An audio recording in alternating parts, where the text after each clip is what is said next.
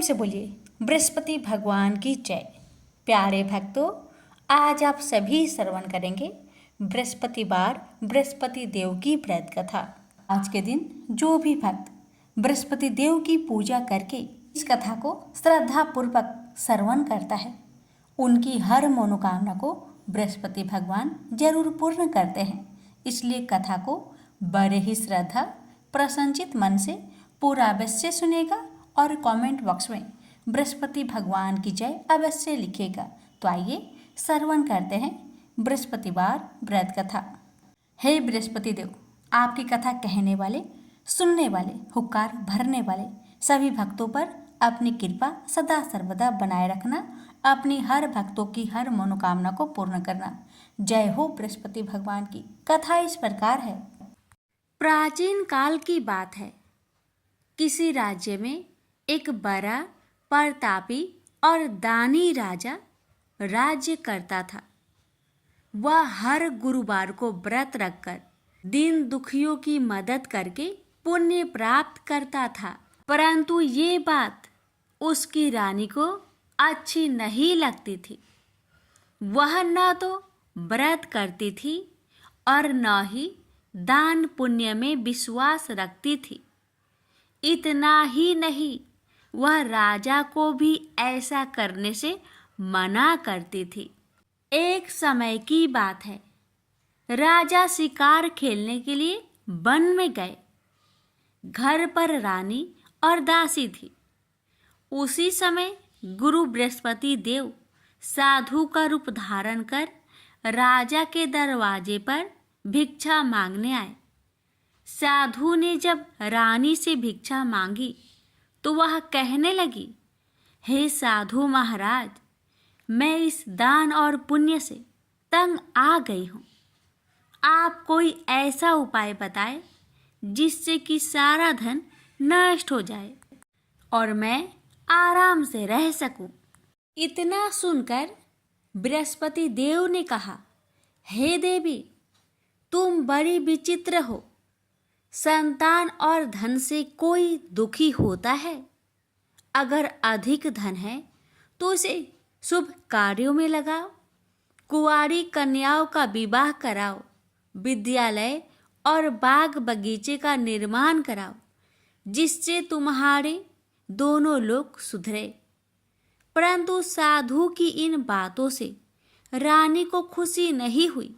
उसने कहा कि मुझे ऐसे धन की आवश्यकता नहीं है जिसे मैं दान दूं और जिसे संभालने में मेरा सारा समय नष्ट हो जाए। तब साधु ने कहा, अगर तुम्हारी ऐसी इच्छा है तो मैं जैसा तुम्हें बताता हूँ तुम वैसा ही करना। गुरुवार के दिन तुम घर को गोबर से लिपना, अपने बालों को पीली मिट्टी से धोना, राजा से हजामत बनाने को कहना, भोजन में मांस मदिरा का प्रयोग करना, कपड़े धोबी के यहाँ धुलने देना। इस प्रकार 7 बृहस्पतिवार करने से तुम्हारा समस्त धन नष्ट हो जाएगा। इतना कहकर साधु के रूप में बृहस्पति देव अंतर्ध्यान हो गए। साधु के अनुसार कई बातों को पूरा करते हुए रानी को केवल 3 बृहस्पतिवार ही बीते थे कि उसकी समस्त धन संपत्ति नष्ट हो गई। भोजन के लिए राजा का परिवार तरसने लगा। तब एक दिन राजा ने रानी से बोला कि हे रानी, तुम यहीं रहो, मैं दूसरे देश को जाता हूँ, क्योंकि यहाँ पर सभी लोग मुझे जानते हैं। इसलिए मैं कोई छोटा कार्य नहीं कर सकता। ऐसा कहकर राजा दूसरे देश चला गया। वहाँ वह जंगल से लकड़ी काट कर लाता और शहर में बेचता। इस तरह वह अपना जीवन व्यतीत करने लगा। इधर राजा के परदेश जाते ही रानी और दासी दुखी रहने लगी। एक बार जब रानी और दासी को 7 दिन तक बिना भोजन के रहना पड़ा, तो रानी ने अपनी दासी से कहा, हे दासी, पासी के नगर में मेरी बहन रहती है, वह बड़ी धनवान है, तो उसके पास जा और कुछ ले आ, ताकि थोड़ी बहुत गुजर बसर हो जाए। दासी रानी की बहन के पास गई। उस दिन गुरुवार था और रानी की बहन उस समय बृहस्पतिवार व्रत की कथा सुन रही थी। दासी ने रानी की बहन को अपनी रानी का संदेश दिया, लेकिन रानी की बड़ी बहन ने कोई उत्तर नहीं दिया। जब दासी को रानी की बहन से कोई उत्तर नहीं मिला तो वह बहुत दुखी हुई और उसे क्रोध भी आया। दासी ने वापस आकर रानी को सारी बात बता दी। ये सुनकर रानी ने अपने भाग्य को कोसा। उधर रानी की बहन ने सोचा कि मेरी बहन की दासी आई थी, परंतु मैं उससे नहीं बोली, इससे वह बहुत दुखी हुई होगी। कथा सुनकर और पूजा समाप्त करके वह अपनी बहन के घर आई और कहने लगी, हे बहन, मैं बृहस्पतिवार का व्रत कर रही थी। तुम्हारी दासी मेरे घर आई थी, परंतु जब तक कथा होती है तब तक ना तो उठते हैं और ना ही बोलते हैं, इसलिए मैं नहीं बोली। बताओ दासी, क्यों आई थी? रानी बोली, बहन, तुमसे क्या छिपाऊं? हमारे घर में खाने तक को अनाज नहीं था। ऐसा कहते कहते रानी की आंखें भर आई। उसने दासी समेत पिछले 7 दिनों से भूखे रहने तक की बात अपनी बहन को विस्तार पूर्वक सुना दी। रानी की बहन बोली, देखो बहन, भगवान बृहस्पति देव सबकी मनोकामना को पूर्ण करते हैं। देखो, शायद तुम्हारे घर में अनाज रखा हो। पहले तो रानी को विश्वास नहीं हुआ, पर बहन के आग्रह करने पर उसने अपनी दासी को अंदर भेजा तो उसे सचमुच अनाज से भरा एक घड़ा मिल गया। यह देखकर दासी को बड़ी हैरानी हुई। दासी रानी से कहने लगी, हे रानी, जब हमको भोजन नहीं मिलता तो हम व्रत ही तो करते हैं, इसलिए क्यों न इनसे व्रत और कथा की विधि पूछ ली जाए ताकि हम भी व्रत कर सके। तब रानी ने अपनी बहन से बृहस्पतिवार व्रत के बारे में पूछा।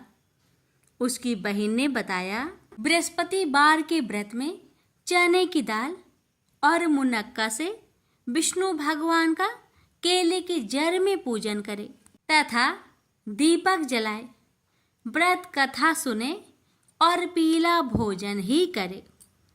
इससे बृहस्पति देव प्रसन्न होते हैं। व्रत और पूजन विधि बताकर रानी की बहन अपने घर लौट आई। 7 दिन के बाद जब गुरुवार आया तो रानी और दासी ने व्रत रखा। घुड़सार में जाकर चना और गुड़ लेकर आई। फिर उससे केले की जड़ तथा विष्णु भगवान का पूजन किया। अब पीला भोजन कहाँ से आए? इस बात को लेकर दोनों बहुत दुखी थे। चूंकि उन्होंने व्रत रखा था, इसलिए बृहस्पति देव उनसे प्रसन्न थे। इसलिए वे एक साधारण व्यक्ति का रूप धारण कर 2 थालों में सुंदर पीला भोजन दासी को दे गए। भोजन पाकर दासी प्रसन्न हुई और फिर रानी के साथ मिलकर भोजन ग्रहण किया। उसके बाद वे सभी गुरुवार को व्रत और पूजन करने लगी। बृहस्पति भगवान की कृपा से उनके पास फिर से धन संपत्ति आ गई, परंतु रानी फिर से पहले की तरह आलस्य करने लगी। तब दासी बोली, देखो रानी, तुम पहले भी इस प्रकार आलस्य करती थी। तुम्हें धन रखने में कष्ट होता था, इस कारण सभी धन नष्ट हो गया और अब जब भगवान बृहस्पति की कृपा से धन मिला है तो तुम्हें फिर से आलस्य होता है।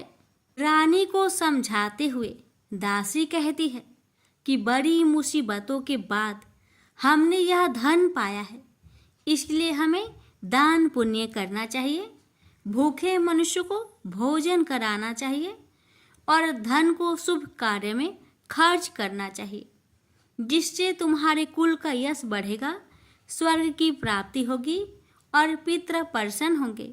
दासी की बात मानकर रानी अपना धन शुभ कार्य में खर्च करने लगी, जिससे पूरे नगर में उसका यश फैलने लगा। बृहस्पतिवार व्रत कथा के बाद श्रद्धा के साथ आरती की जानी चाहिए। इसके बाद प्रसाद बांटकर उसे ग्रहण करना चाहिए। एक दिन राजा दुखी होकर जंगल में एक पेड़ के नीचे आसन जमाकर बैठ गया। वह अपनी दशा को याद करके व्याकुल होने लगा। बृहस्पतिवार का दिन था। एकाएक उसने देखा कि निर्जन वन में एक साधु प्रकट हुए। वह साधु भेष में स्वयं बृहस्पति देवता थे। लकड़हारे के सामने आकर बोले, हे लकड़हारे, इस सुनसान जंगल में तू चिंता मग्न क्यों बैठा है? लकड़हारे ने दोनों हाथ जोड़कर प्रणाम किया और उत्तर दिया, महात्मा जी, आप सब कुछ जानते हैं, मैं क्या कहूँ? यह कहकर रोने लगा और साधु को अपनी आत्मकथा सुनाई। महात्मा जी ने कहा, तुम्हारी स्त्री ने बृहस्पति के दिन बृहस्पति भगवान का निरादर किया है, जिसके कारण रुष्ट होकर उन्होंने तुम्हारी यह दशा कर दी। अब तुम चिंता को दूर करके मेरे कहने पर चलो तो तुम्हारे सब कष्ट दूर हो जाएंगे और भगवान पहले से भी अधिक संपत्ति देंगे। तुम बृहस्पतिवार के दिन कथा किया करो। 2 पैसे के चने मुनक्का लाकर उसका प्रसाद बनाओ और शुद्ध जल से लोटे में शक्कर मिलाकर अमृत तैयार करो। कथा के पश्चात अपने सारे परिवार और सुनने वाले प्रेमियों में अमृत व प्रसाद बांटकर आप भी ग्रहण करो। ऐसा करने से भगवान तुम्हारी सब मनोकामनाएं पूरी करेंगे। साधु के ऐसे वचन सुनकर लकड़हारा बोला, हे प्रभु, मुझे लकड़ी बेचकर इतना पैसा नहीं मिलता जिससे भोजन के उपरांत कुछ बचा सकूं। मैंने रात्रि में अपने स्त्री को व्याकुल देखा है और मेरे पास कुछ भी नहीं जिससे मैं उसकी खबर मंगा सकूं। साधु ने कहा, हे लकड़हारे, तुम किसी बात की चिंता मत करो। बृहस्पति के दिन तुम रोजाना की तरह लकड़ियां लेकर शहर को जाओ। तुम्हारे रोज से दुगुना धन प्राप्त होगा, जिससे तुम भली भांति भोजन कर लोगे तथा बृहस्पति देव की पूजा का सामान भी आ जाएगा। इतना कहकर साधु अंतर्ध्यान हो गए। धीरे धीरे समय व्यतीत होने पर फिर वही बृहस्पतिवार का दिन आया। लकड़हारा जंगल से लकड़ी काटकर किसी शहर में बेचने गया। उसे उस दिन और दिन से अधिक पैसा मिला। राजा ने चना गुड़ आदि लाकर गुरुवार का व्रत किया। उस दिन से उसके सभी कलेश दूर हुए। परंतु जब दोबारा गुरुवार का दिन आया तो बृहस्पतिवार का व्रत करना भूल गया। इस कारण बृहस्पति भगवान नाराज हो गए।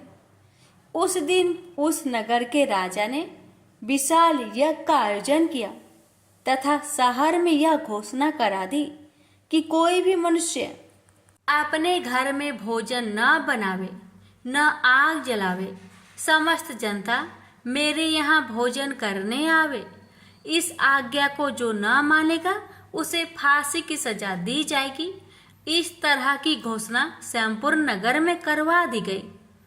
राजा की आज्ञा अनुसार शहर के सभी लोग भोजन करने गए, लेकिन लकड़हारा कुछ देर से पहुंचा, इसलिए राजा उसको अपने साथ घर लिवा ले गए और ले जाकर भोजन करा रहे थे। तो रानी की दृष्टि उस खूंटी पर पड़ी जिस पर उसका हार लटका हुआ था।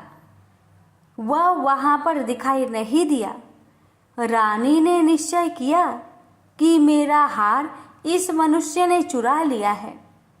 उसी समय सिपाहियों को बुलवाकर उसको कारागार में डलवा दिया। जब लकड़हारा कारागार में पड़ गया और बहुत दुखी होकर विचार करने लगा कि ना जाने कौन से पूर्व जन्म के कर्म से मुझे यह दुख प्राप्त हुआ है, और उसी साधु को याद करने लगा जो कि जंगल में मिला था। उसी समय तत्काल बृहस्पति देव साधु के रूप में प्रकट हुए और उसकी दशा को देखकर कहने लगे, अरे मूर्ख, तूने बृहस्पति देव की कथा नहीं करी, इस कारण तुझे दुख प्राप्त हुआ है। अब चिंता मत कर। बृहस्पतिवार के दिन कारागार के दरवाजे पर 4 पैसे पड़े मिलेंगे। उनसे तू बृहस्पति देव की पूजा करना, तेरे सभी कष्ट दूर हो जाएंगे। बृहस्पति के दिन उसे 4 पैसे मिले। लकड़हारे ने कथा कही।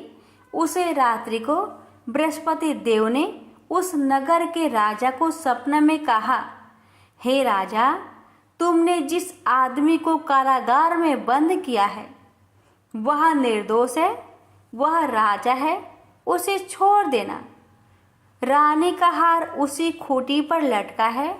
अगर तू ऐसा नहीं करेगा तो मैं तेरे राज्य को नष्ट कर दूंगा। इस तरह रात्रि के सपनों को देखकर राजा प्रातः काल उठा और खूंटी पर हार देखकर लकड़हारे को बुलाकर क्षमा मांगी तथा लकड़हारे को योग सुंदर वस्त्र आभूषण देकर विदा कर दिया। बृहस्पति देव की आज्ञा अनुसार लकड़हारा अपने नगर को चल दिया। राजा जब अपने नगर के निकट पहुंचा तो उसे बड़ा आश्चर्य हुआ। नगर में पहले से अधिक बाग, तालाब, कुएं तथा बहुत सी धर्मशाला, मंदिर आदि बन गई है। राजा ने पूछा, यह किसका बाग और धर्मशाला है? तब नगर के सब लोग कहने लगे, यह सब रानी और बांदी की है। तो राजा को आश्चर्य हुआ और गुस्सा भी आया। जब रानी ने यह खबर सुनी कि राजा आ रहे हैं तो उन्होंने बांदी से कहा कि हे दासी, देख, राजा हमको कितनी बुरी हालत में छोड़ गए थे।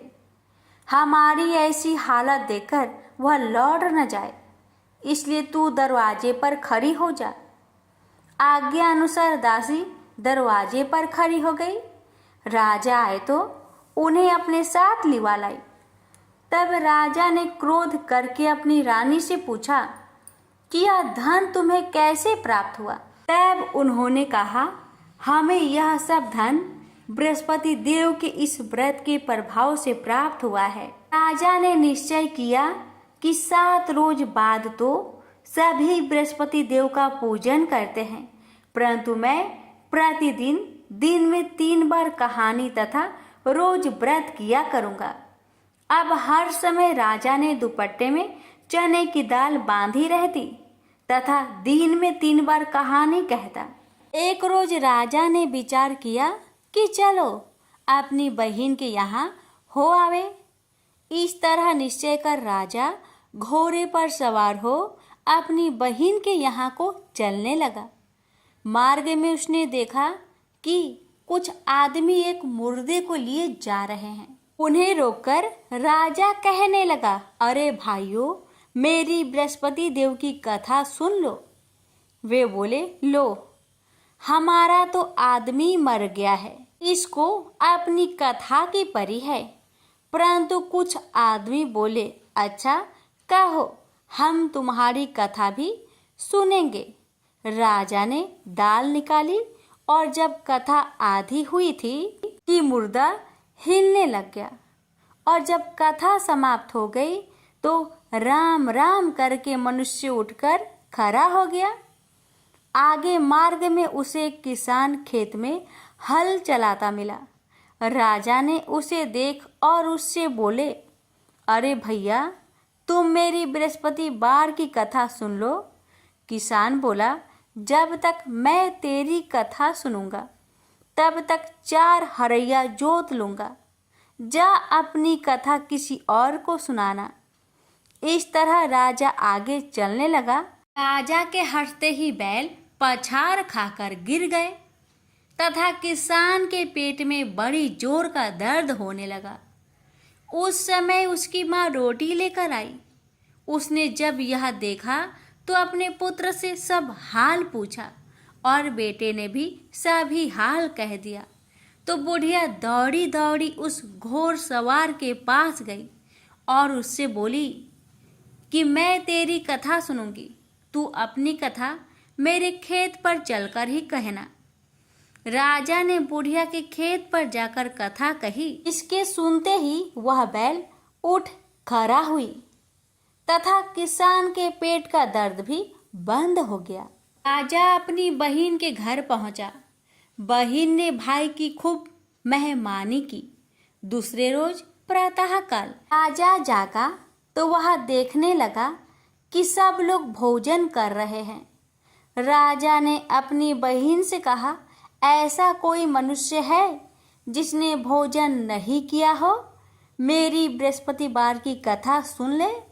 बहन बोली, हे भैया, यह देश ऐसा ही है कि पहले यहाँ लोग भोजन करते हैं, बाद में अन्य काम करते हैं।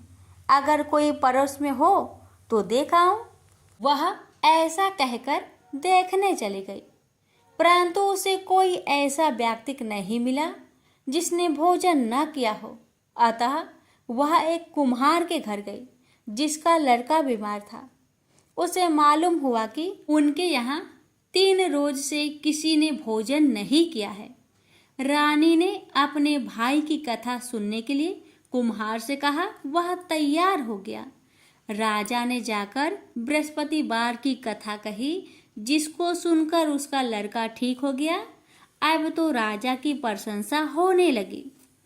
एक रोज राजा ने अपनी बहन से कहा कि हे बहन, हम अपने घर को जाएंगे, तुम भी तैयार हो जाओ। राजा की बहन ने अपनी सास से कहा।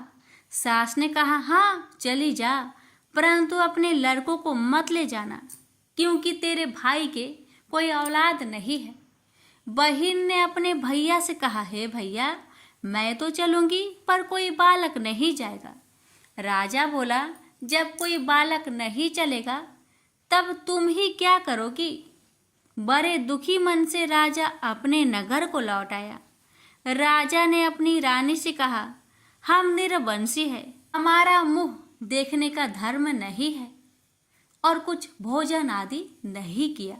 रानी बोली, हे प्रभु, बृहस्पति देव ने हमें सब कुछ दिया है, वह हमें औलाद अवश्य देंगे। उसी रात को बृहस्पति देव ने राजा से सपने में कहा, हे राजा, उठ, सभी सोच त्याग दे, तेरी रानी गर्भ से है। राजा को यह बात सुनकर बड़ी खुशी हुई। 9वें महीने में उसके गर्भ से एक सुंदर पुत्र पैदा हुआ। तब राजा बोला, हे रानी, स्त्री बिना भोजन के रह सकती है, पर बिना कहे नहीं रह सकती। जब मेरी बहन आवे तुम उससे कुछ मत कहना। रानी ने सुनकर हाँ कर दिया। जब राजा की बहन ने यह शुभ समाचार सुना तो वह बहुत खुश हुई तथा बधाई लेकर अपने भाई के यहाँ आई। तभी रानी ने कहा, घोड़ा चढ़कर तो नहीं आई, गधा चढ़ी आई। राजा की बहन बोली, भाभी, मैं इस प्रकार न कहती तो तुम्हें औलाद कैसे मिलती? बृहस्पति देव ऐसे ही हैं, जैसी जिसके मन में कामनाएं हैं सभी को पूर्ण करते हैं। जो सदा भावना पूर्वक बृहस्पतिवार का व्रत करता है एवं कथा पढ़ता अथवा सुनता है, दूसरों को सुनाता है, बृहस्पति देव उसकी सभी मनोकामना पूर्ण करते हैं। तो प्रेम से बोलिए, बृहस्पति भगवान की जय हो। एक बार देवराज इंद्र देवगुरु बृहस्पति के साथ भगवान शिव का दर्शन करने कैलाश गए। महादेव ने दोनों की परीक्षा लेनी चाहिए, इसलिए रूप बदलकर अवधूत बन गए। उनके शरीर पर कोई वस्त्र न था। उनका शरीर जलती हुई अग्नि के समान धधक रहा था और अत्यंत भयंकर नजर आते थे। अवधूत दोनों के रास्ते में खड़े हो गए। इंद्र ने एक विचित्र पुरुष को रास्ते में खड़े देखा तो चौंके। इंद्र को देवराज होने पर गर्व घेरने लगा। उन्होंने उस भयंकर पुरुष से पूछा, तुम कौन हो? भगवान शिव अभी कैलाश पर विराज रहे हैं या कहीं भ्रमण पर है? मैं उनके दर्शन के लिए आया हूँ। इंद्र ने कई प्रश्न किए, लेकिन वह पुरुष योगियों के समान मौन ही रहे। इंद्र को लगा कि एक साधारण प्राणी उनका अपमान कर रहा है। उनके मन में देवराज होने का अहंकार उपजा, जो क्रोध में बदल गया। इंद्र ने कहा, मेरे बराबर अनुरोध करने पर भी तू कुछ नहीं बोलकर मेरा अपमान कर रहा है। मैं तुझे अभी दंड देता हूँ। ऐसा कहकर इंद्र ने वज्र उठा लिया। भगवान शिव ने वज्र को उसी समय स्तंभित यानी जड़ कर दिया। इंद्र की बाह अकड़ गई। भगवान अवधूत क्रोध से लाल हो गए। बृहस्पति उनके चेहरे पर आई क्रोध की ज्वाला को देखकर समझ गए कि ऐसा प्रचंड स्वरूप महादेव के अतिरिक्त किसी का नहीं हो सकता। बृहस्पति शिव स्तुति गाने लगे।